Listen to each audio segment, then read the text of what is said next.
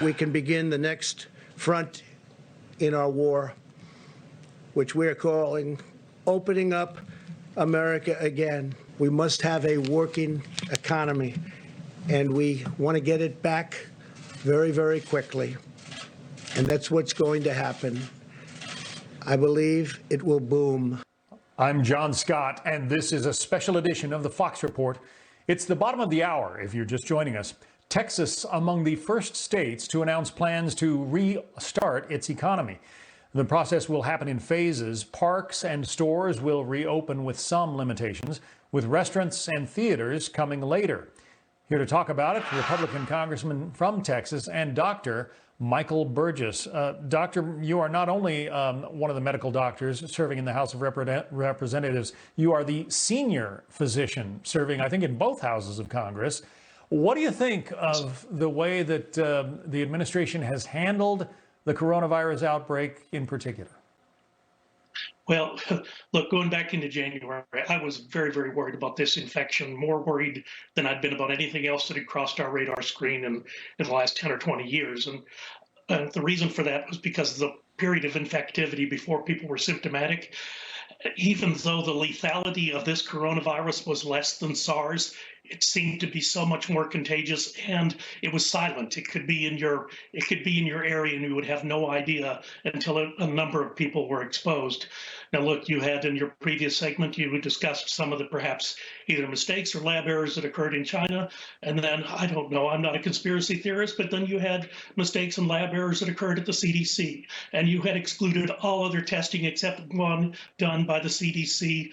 So there was no private sector investment. It had not been for years because of the regulatory regime and the Food and Drug Administration. And really, we left ourselves vulnerable to this type of problem. I recognize there are people who want to say, oh, this is all on the president.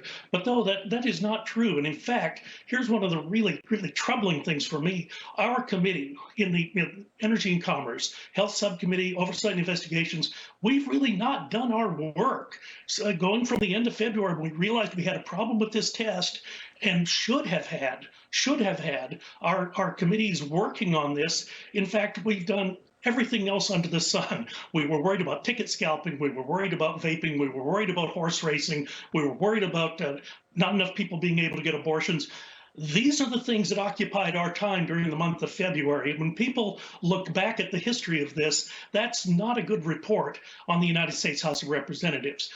Now, where we are now, we're all out of town, so we can't do these hearings, and it's really troubling to me. The House of Representatives was never intended to be this passive.